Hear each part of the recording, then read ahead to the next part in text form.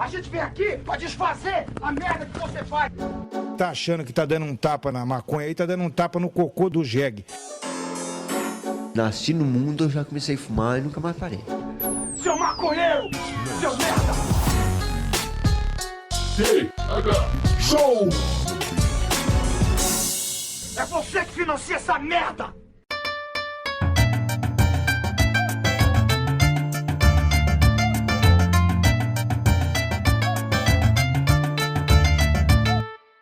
Fala, meu povo! Estamos começando mais um TH Show Podcast aqui direto da RadioRamp.com, com transmissão para todas as plataformas de áudio desse planeta. Comigo, Igor Seco, comandando essa web bancada canábica junto com meu grande amigo Marcelo Nhoque. Tudo bom, Marcelo Nhoque? Alô, Igor Seco, alô, audiência. Estou maravilhoso, como sempre. Não tive nenhum declínio emocional nem financeiro desde terça-feira, Igor. Estou tranquilo.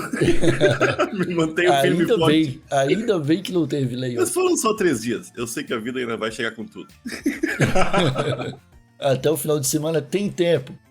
Deixa eu começar aqui agradecendo o pessoal que está classificando os podcasts do TH Show aí nos aplicativos de áudio. Estamos crescendo no número de ouvintes e eu fico muito feliz com isso.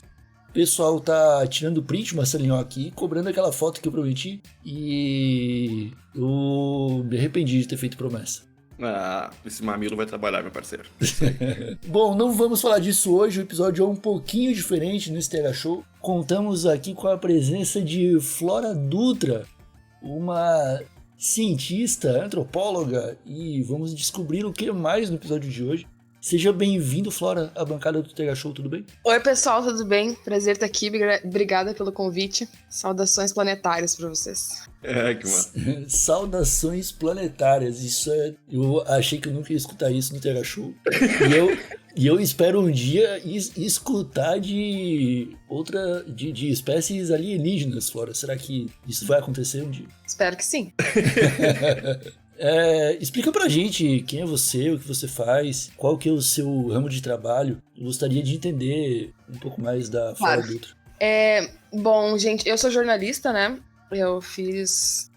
Ingressei muito cedo na faculdade, me formei com 21 anos, né? Então entrei com 16, 17. E aí eu não sabia mais ou menos, o que fazer. Eu gostava das ciências humanas, enfim.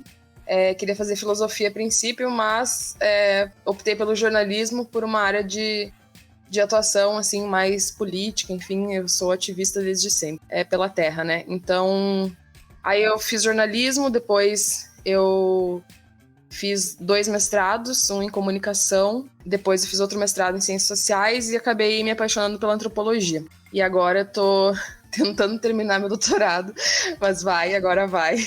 Eu já qualifiquei. Daí tô nos capítulos finais da tese, e a minha tese, ela é bem interessante, assim, foi uma pena porque pegou um período da minha vida que não foi muito legal, assim, mas, né, pandemia, a gente teve que se afastar das aulas presenciais, meu pai e minha avó faleceram, minha mãe ficou doente, enfim, mas tudo isso ainda, né, consegui superar e tal, e teve um reconhecimento bem legal da pesquisa a nível internacional também. Minha tese, ela trabalha com políticas de proteção e defesa interplanetárias, e eu trabalho também com astrobiologia e os impactos da exploração espacial na sociedade global, né? Agora, especificamente, assim, tô fechando a tese. Participei aí de nas semanas que passaram, do primeiro congresso intertribal de espacial para populações indígenas. Então, minha tese também cruza os impactos da exploração espacial com populações indígenas e o monitoramento de satélites da Amazônia pela NASA e outras agências espaciais do mundo. Caralho! Eu nem... Quando tu falou, fora eu fiquei com uma dúvida, quando tu falou sobre a Terra, que se referia à Terra ou ao planeta Terra? Ou os dois? Não, os dois. Ativista pela Terra e pelo planeta Terra. Eu conheço ativistas pela Terra, não estão pelo planeta todo. Estão só pelo... Irado, Flora. Nossa. As questões de política de proteção e defesa planetária, elas passam... tem narrativas, né? Estou estudando agora as narrativas, principalmente da pessoal da NASA, as políticas de defesa, né? Que seriam defesas de asteroides, de outros corpos celestes, né, os impactos, enfim, proteção planetária e defesa, né, então é tanto do planeta Terra quanto, e aí se mistura um pouco quanto da Terra mesmo, né, pelo monitoramento da Amazônia, enfim, e de outras áreas do nosso próprio planeta. Flora, eu tô maravilhado com o seu currículo. Com 16, 17 anos eu tava desistindo de estudar, tá ligado? Eu não tava, tipo, vou pensar em estudar mais, não. Eu já tava pensando em parar. Eu conheci um pouco do seu trabalho, foi por causa de uma matéria que o New York mandou pra mim, da Zero Hora, que falava sobre uma pesquisa sua e uma fala sua, que encontrar a vida fora da Terra é uma questão de tempo, né? E eu realmente acredito nisso. Acho que muito em breve a gente vai achar alguma coisa, mas eu não sei se em determinado momento vamos encontrar a vida inteligente. Você acha que haverá uma hora, sei lá, mesmo que num futuro distante, que a humanidade vai ter que estar inteira preocupada em não ser colonizada por povos de outros planetas? Tipo, quando a gente fala de proteção planetária, quando você passa por essa ideia de se defender, tipo... Na realidade, a matéria ficou com um título, assim, meio, né, pensando assim, nossa, a menina vai anunciar uma alienígena já aqui, né? Então, mas não, o ponto não é esse, né? A questão de encontrar a vida fora da Terra, a questão da vida complexa, inteligente, é a vida simples, né? De micro-organismos, né? Então, a astrobiologia é uma ciência, né? Uma ciência moderna, uma ciência emergente, que busca a vida no universo a partir de cadeias simples, né, de micro-organismos, enfim. Então, isso é a busca que a NASA faz hoje, né, de missões de longa duração, de curta duração, enfim, né, Lua, Marte, Vênus, outras luas, enfim, né, de Júpiter e tal. E aí tu tem essas pesquisas, né, tem um outro departamento também nos Estados Unidos, que vocês já devem ter ouvido falar, que é o SET, né, que investiga daí sinais, né, tipo, através de ondas, enfim, né, que seriam mensagens. Depois do SET teve o MET, né, que é um desdobramento do SET também, que aí é específico para mensagens extraterrestres, no caso, né, e aí extraterrestres não significa alienígena, significa extra, né, fora da Terra, né, então a gente tenta entender de várias maneiras o que seria uma comunicação no universo, né? Mas eu, basicamente, sou das ciências humanas, né? As pessoas também, muitas vezes, me contam, o que você acha do buraco de minhoca, da matéria escura, e não sei o quê. Cara, eu não sou física teórica, né? Não tenho formação em ciências naturais, nem exatas. O meu trabalho, basicamente, é entender todos esses processos que impactam diretamente a Terra, né? Tipo, o lixo espacial, o monitoramento ilegal, né? Muitas vezes que fazem de territórios, né? Passando muitas vezes por cima de uma política de soberania dos países, o roubo de inteligência de dados, enfim. Questões relacionadas a OVNIs, alienígenas, que eu posso dizer mais próximo disso, que eu tenho estudado e que vai estar na minha tese também, são os UAPs, né? Os fenômenos aéreos não identificados, que foi divulgado pelo Pentágono esse ano. Também no início desse ano, a Kamala Harris, a vice-presidente dos Estados Unidos, reativou o Conselho Nacional Espacial, e para 2023 está previsto um fundo fiscal, já assinado, uma portaria da Casa Branca pelo Biden aí de muitos bilhões para essa força-tarefa, né? Já tem também, em breve vai ser lançado um relatório da NASA, são, se não me engano, um grupo de cientistas que investiga esses fenômenos. Então é uma, como é que eu posso dizer, uma reatualização do que seriam os objetos voadores não identificados, né? Eles chamam agora de fenômenos aéreos não identificados. Então tem gente já trabalhando em relação a isso, porque realmente os avistamentos eles são feitos com mais frequências, muitas coisas são censuradas, outras são liberadas, mas enfim, é uma especulação muito grande ainda que se tem sobre isso, né? Eu vou te falar que recentemente, eu nem quero entrar nesse assunto, mas eu vi tá rolando teoria da conspiração pela mudança de nome, né? De OVNI pra UAP. Uhum. Que loucura esse pessoal da... Mas, Flora, é um assunto, esse assunto em geral é do meu interesse, porém todo o meu conhecimento vem de Doctor Who e Quinto Motivo das Galáxias, né?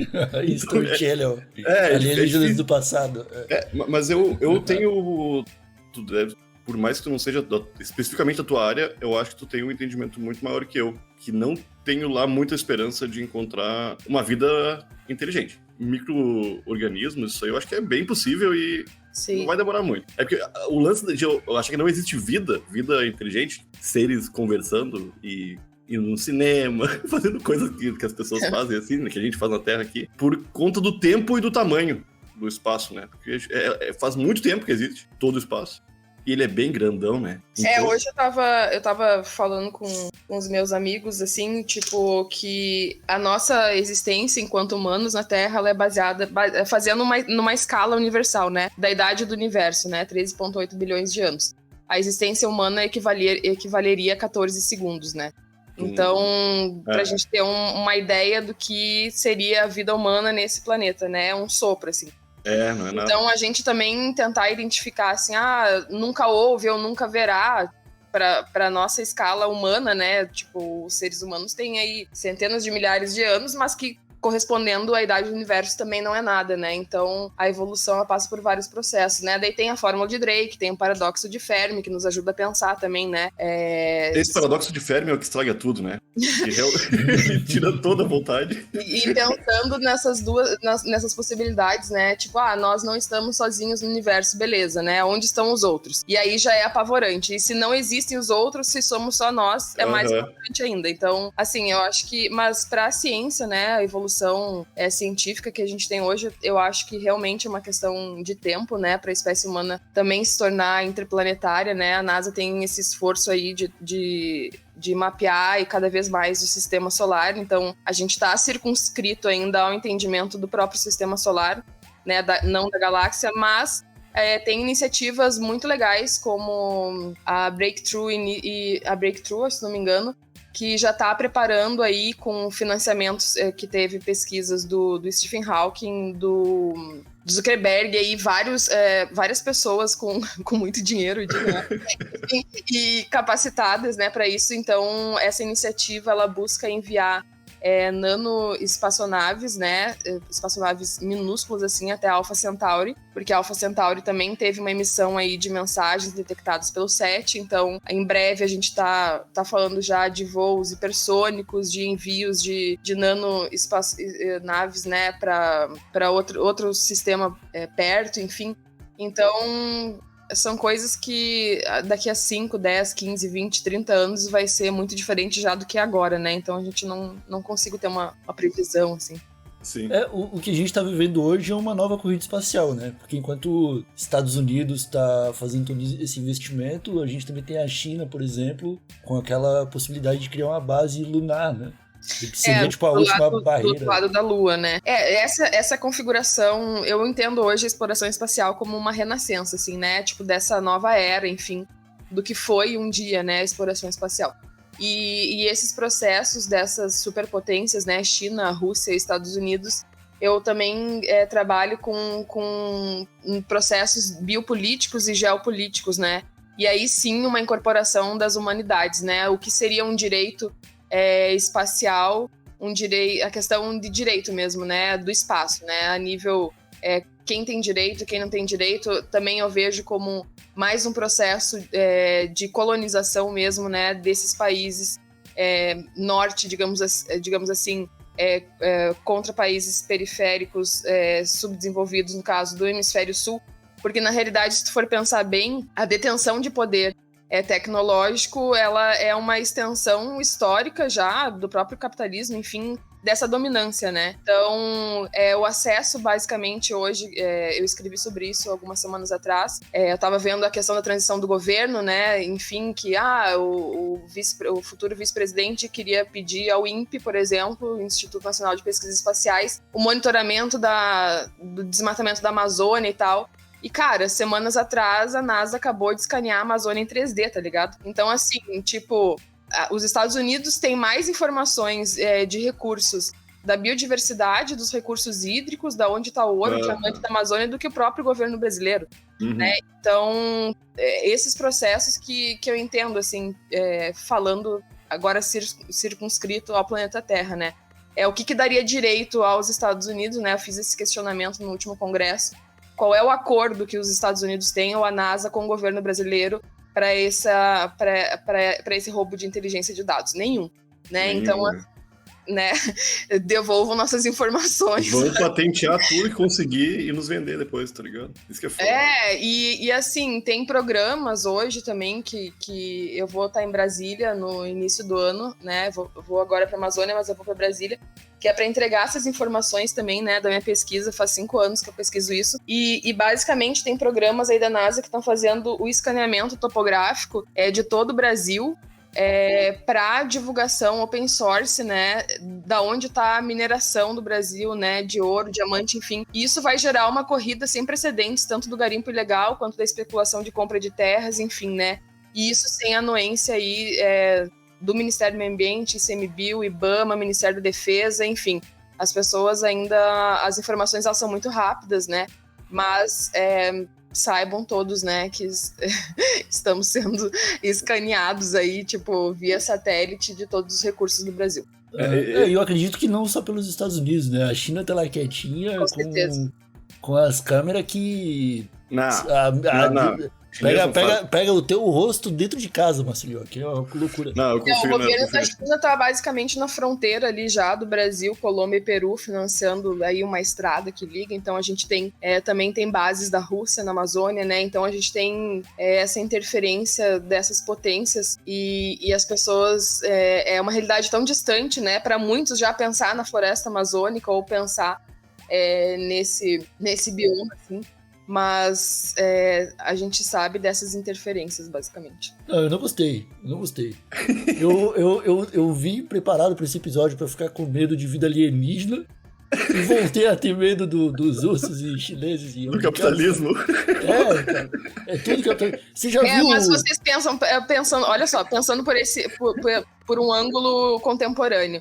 Antigamente, a gente pensava nesse processo de opressão e colonização a partir da entrada terrestre de exércitos, né? Por exemplo, que acontece no Oriente Médio, que aconteceu na Colômbia, né? A intervenção militar via terrestre desses países, né, ricos em recursos e que não são desenvolvidos muitas vezes economicamente. Hoje não se precisa mais. E aí entra todo, não é teoria da conspiração, mas entra todo esse arcabouço tecnológico espacial para liberação de bilhões em fundos, aí, quase trilhões, para armamentos espaciais, monitoramento, satélite, enfim, foguete, colonização aí de planetas, luas, enfim. E aí tu pensa assim, cara, eles não precisam mais de intervenção de exércitos ou maquinários, assim, tipo... via terrestre, se eles têm um monitoramento espacial por satélite. Então, é muito fácil descobrir, tem lá uma mina de ouro, tem um recurso hídrico lá e tal,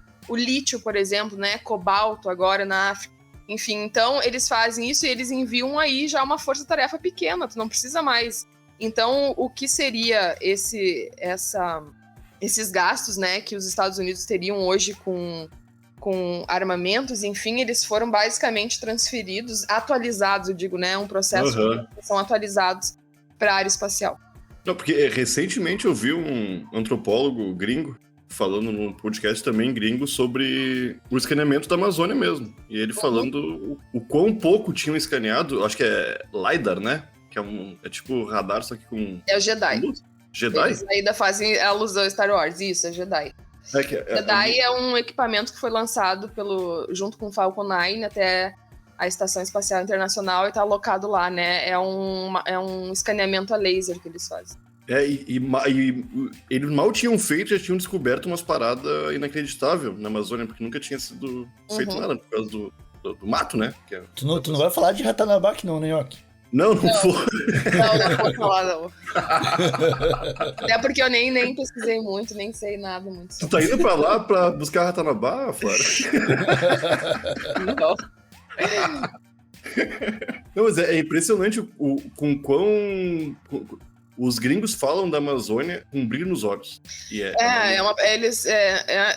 Isso é uma apropriação, né? Claro que a gente tem essa questão da ajuda internacional, né? De fundos agora, né? Que foi liberado, fundo da Alemanha, fundo da Noruega.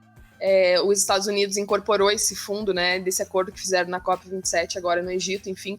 Mas a questão é que durante o governo Bolsonaro, a Amazônia ela ficou meio que deixada de lado e além de ser deixada de lado, foi naturalizada a invasão, né?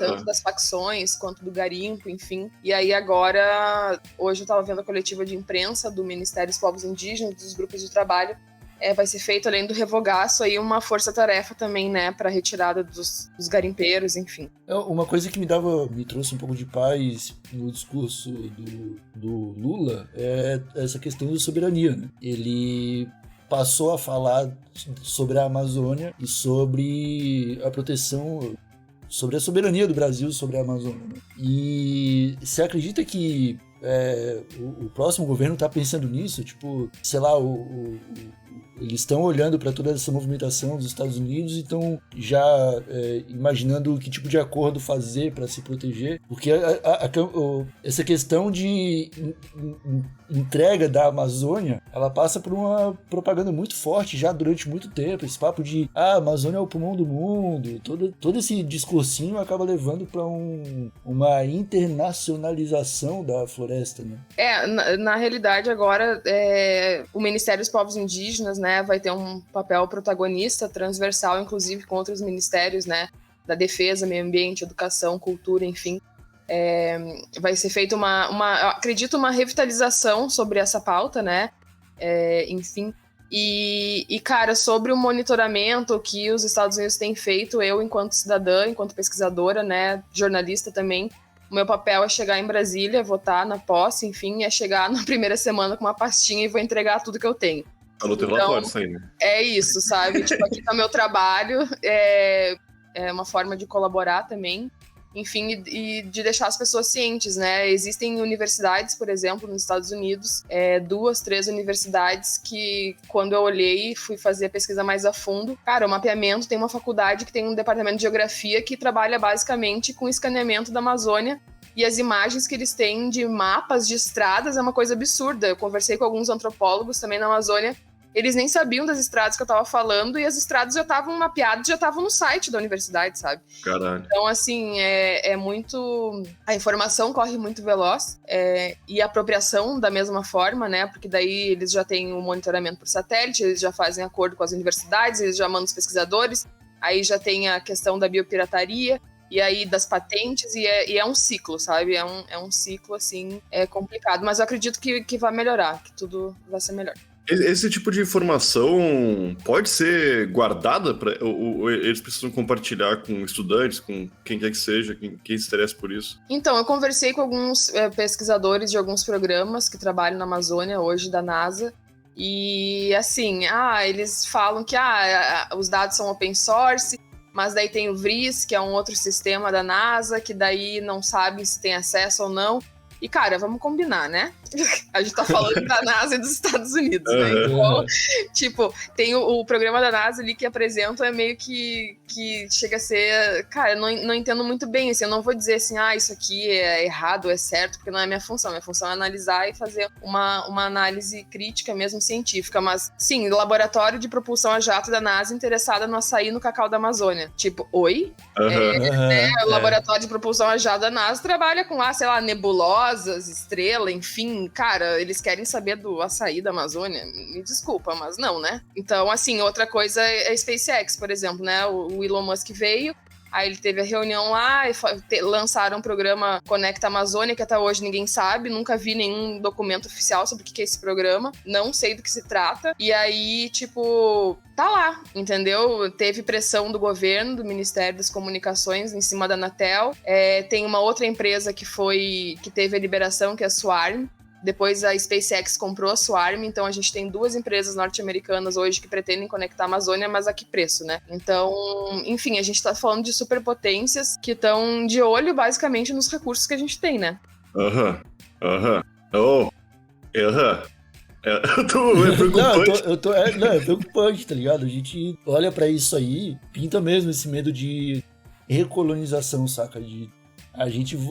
Não que tenhamos deixado de ser em algum momento, mas eu não gosto da ideia de ser quintal desses caras, tá ligado? Porque a gente tem muito o que proteger e trazer pra gente, né? A gente já ouviu falar tanto sobre esses casos de patentes aí, por exemplo, eu não sei se é verdade, mas Falam que jambu, por exemplo, é algo que a gente é quase que impedido de pesquisar e só tem no Brasil e é usado amplamente nos Estados Unidos na produção de anestésico, né? Várias outras coisas, né? O açaí, por exemplo, foi patenteado pelos japoneses, né? Até um tempo atrás caiu isso em 2017, se não me engano, mas até então o açaí era do Japão. Isso, tipo, né?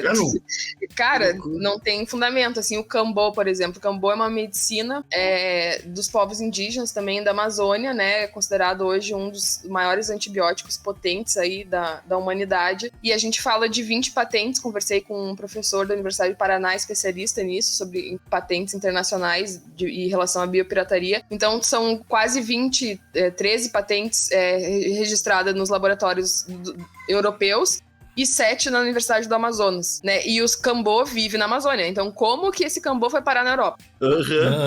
Tipo assim, como? Me explica. Não tem como, sabe? Então, a biopirataria, ela é um outro processo também muito complicado. É uma apropriação cultural, e a apropriação cultural, pra mim, o maior caso de apropriação cultural da história da humanidade é a Amazon, né? Então, assim, sabe? Tipo, não tem nada revertido para a floresta amazônica. Foi uma briga judicial aí de mais de 10 anos pela questão do domínio, enfim, e perdeu, né? O Brasil perdeu.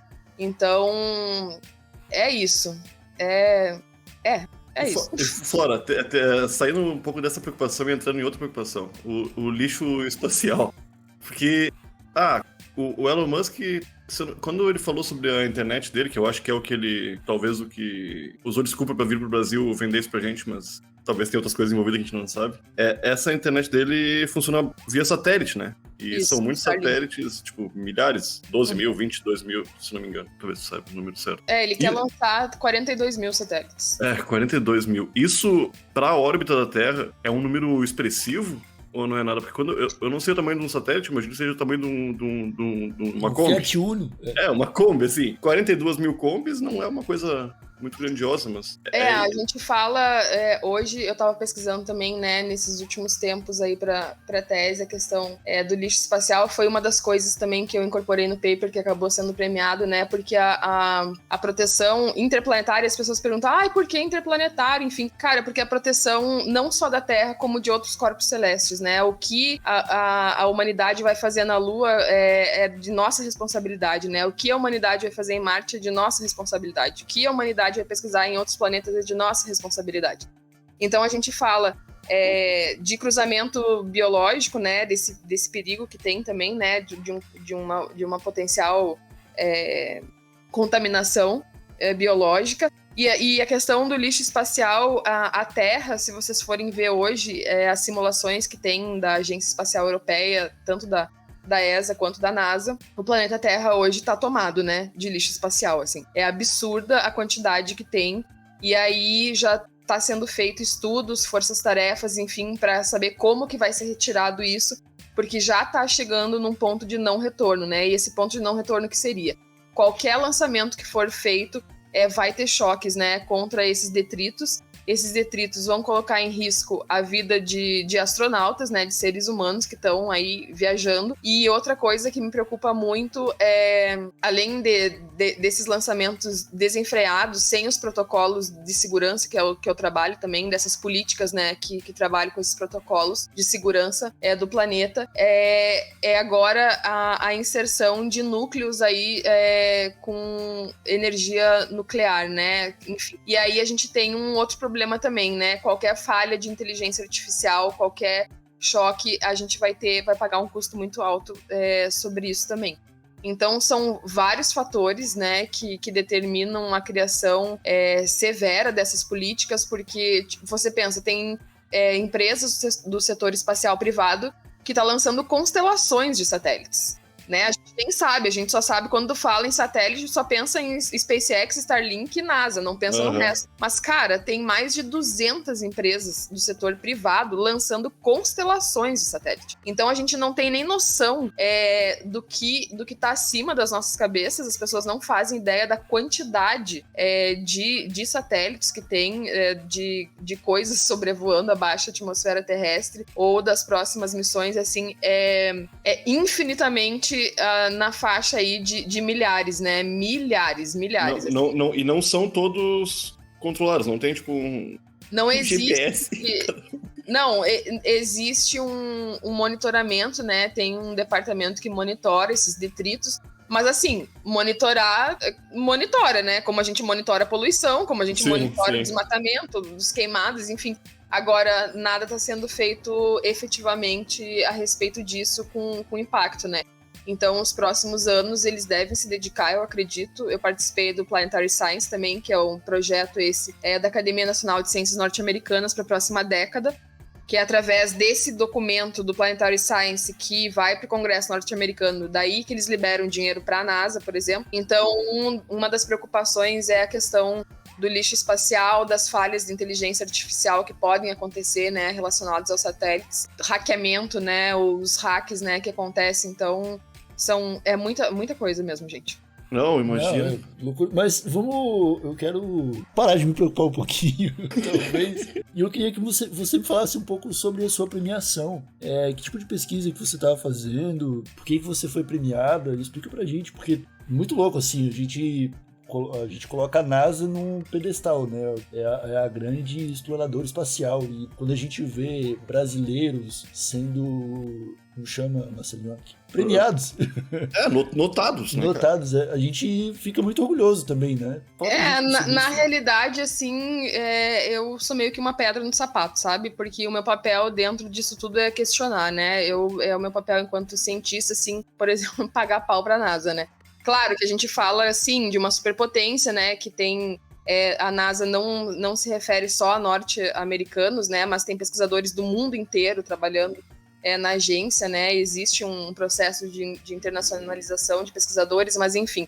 Mas, ao mesmo tempo em que a corrida espacial ou as descobertas científicas são anunciadas, não existe também pessoas que questionam isso, né? Então todo mundo aceita, assim, nossa, a colonização da Lua, o comércio espacial, que lindo, os satélites, a conexão via satélite, tudo. Tá, mas quais são os impactos disso, né? O que isso vai acarretar para os processos políticos, para a biopolítica, geopolítica? O que acarreta para os outros países que não detêm esse poder? Entende? É uma centralização de informação muito grande hoje na Rússia, na China, no Japão também e nos Estados Unidos. Enfim, meu papel é esse. Aí o que eu fiz? O Planetary Science estava aberto a white papers, né? Então, pesquisadores do mundo inteiro estavam se preparando para submeter seus trabalhos. E aí eu comecei a perceber no início do meu doutorado já... Bom, no início do meu doutorado, em 2018, eu ainda não tinha muita noção do que eu ia trabalhar. Eu estava pensando numa antropologia interestelar, já inspirado no filme também. Eu estava pensando assim, meu Deus, vou pegar uma ficção científica com uma coisa que tem aí, né, de uma antropologia científica e tal. E aí eu fui selecionada para apresentar no MIT pesquisadores que pensavam a vida fora dos limites da Terra, né? Então eu apresentei, o primeiro paper que eu apresentei da pesquisa foi Antropologia Interestelar. E nesse congresso eu estava conversando com pesquisadores que estavam pensando em como plantar batata em Marte, como fazer, sabe? Tipo assim, Aí eu pensei assim, cara, tipo, olha só onde é que eu tô, né? Tipo, que legal, né?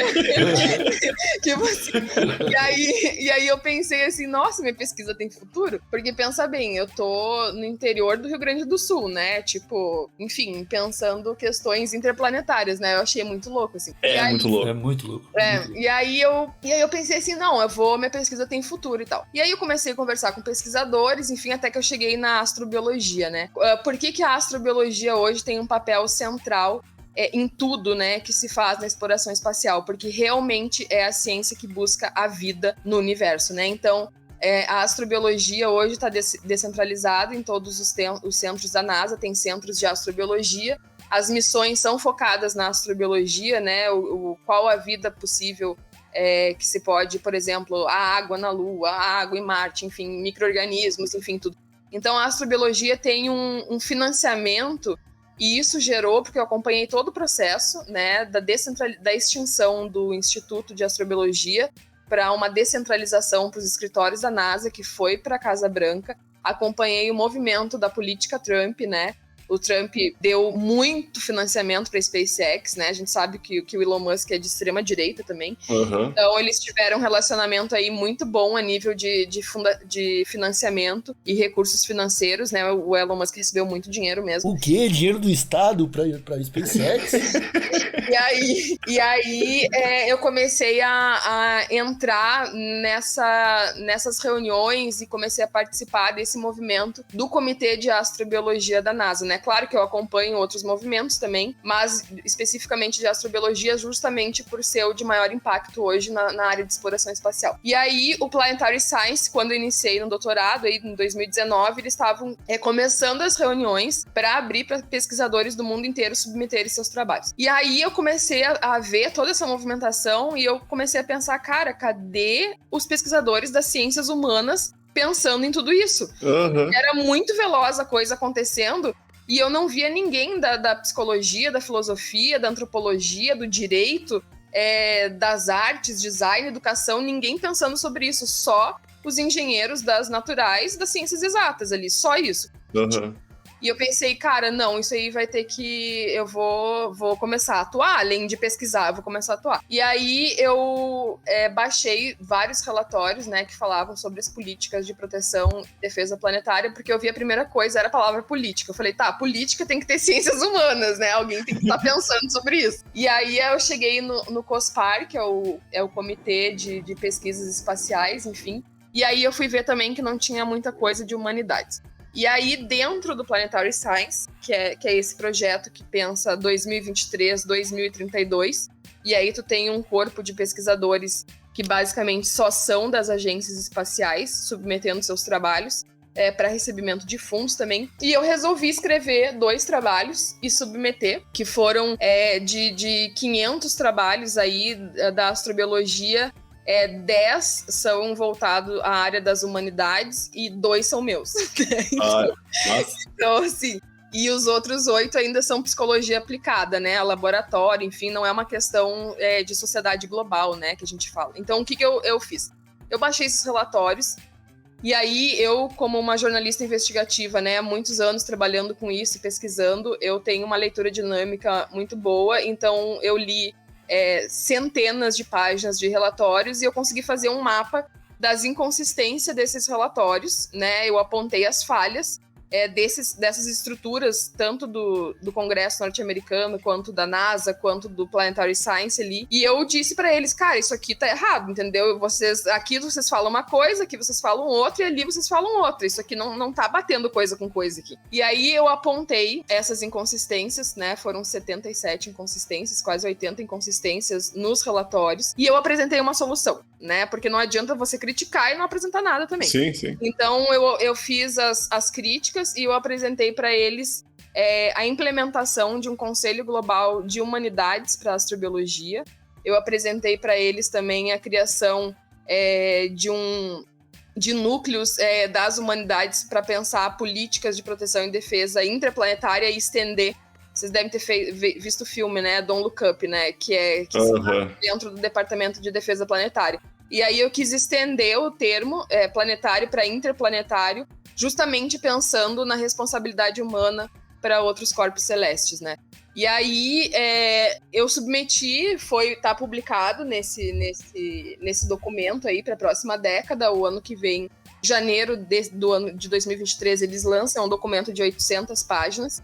E aí, depois disso, esse ano, foi feito o Astrobiology Science Conference, que é o principal congresso de astrobiologia que a NASA organiza também com outras agências, e tinha a possibilidade de ser o primeiro concurso que você poderia submeter trabalhos para premiação de ficção e não ficção, né, de astrobiologia. E aí eu fiz uma mescla dos dois white papers, tanto para esse conselho global, quanto as críticas que eu fazia, né, também aí o lixo espacial, inteligência artificial, e a implementação de um conselho global de humanidades, e daí foi premiado com o trabalho de não ficção, né. Sim. Caramba, que jornada, Félix. Porque as preocupações de uma exploração espacial são muitas, além das técnicas, né? São muitos. Em questão das humanidades, realmente são muitos. Não, o lance tu falou bem por cima das bactérias e é uma preocupação enorme, né? De não levar a bactéria para um novo lugar. E é quase impossível. E hoje, e eu faço parte, eu participei mais de 250 reuniões ao longo desses últimos anos. Eu realmente acompanhei e acompanho muito de perto tudo que a NASA faz, enfim, todo esse movimento. E uma coisa que das últimas reuniões que me chamou muita atenção é uma evasão de cientistas hoje. Por exemplo, a Caltech tá meio que abandonando o laboratório de propulsão a jato, sabe? E aí tu tem uma evasão de novos cientistas pro setor privado espacial, que, né, paga mais ou é mais legal. Enfim, é toda aquela coisa, né? Eu vou trabalhar numa empresa legal, não vou mais trabalhar para o governo. Então, e no meio desse processo todo, esses últimos anos, as missões, elas... teve a mudança do governo, Trump para o Biden cortou muitos recursos da NASA e aproximou aí a empresa do Jeff Bezos também, né? Então, que já conversa mais com ele. Então, tem toda uma configuração política interna dessas agências e dos departamentos, inclusive dos próprios cientistas. Por exemplo, eu acompanhei a movimentação da extinção do Instituto de Astrobiologia e da descentralização que hoje está na Casa Branca, por exemplo. E aí tu tem uma mágoa, digamos assim, dos astrônomos e dos astrofísicos, né? Porque agora os astrobiólogos estão no hype. Entende? Então, assim, tem essas brigas internas, assim, esses desconfortos dos departamentos, das agências e do próprio governo, né? Da questão de redirecionamento dos recursos também. Então, realmente, isso passa por vários processos, muitos processos, né? Gente, é infinito. Não, imagina. E é muito interesse, né? E é tanta coisa que não vai caber nesse episódio do TH Show, pessoal. Eu queria que você deixasse aí os lugares onde o pessoal pode encontrar mais o seu trabalho. Você atualiza o Instagram? Você tem alguma rede social que você fala do seu trabalho? Então, nos últimos anos eu tive, como eu sou ativista também, eu tive todos os meus sites derrubados, eu fui hackeada, enfim, vai de tudo que é fora. Então, o meu Instagram, às vezes ele cai, mas ele tá aqui. Então, ali eu tô me comunicando, eu tô providenciando agora também outros sites, né, com uma segurança maior de dados também. Então, em breve vou lançar um site. Mas a princípio eu tô usando o Instagram só. Aí procura por Flora Dutra. Isso. Perfeito, então. Era isso, né, Marcelinho? Que não vamos dormir essa noite. Cara, de novo, né, meu? Terça-feira já foi um episódio meio tenso. Recebi umas mensagens do pessoal.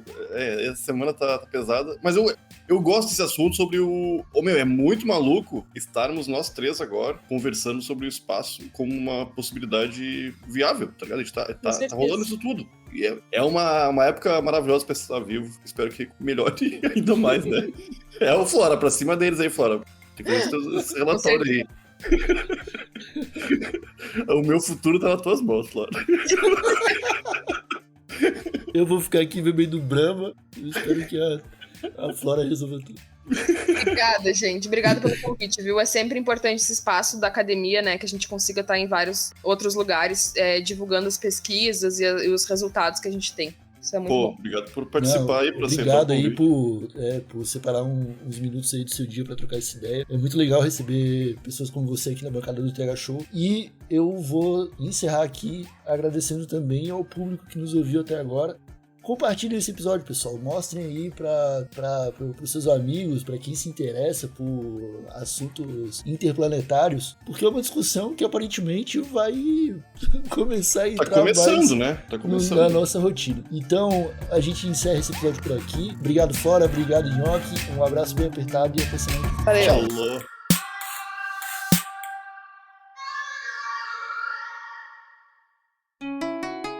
Rádio Hemp.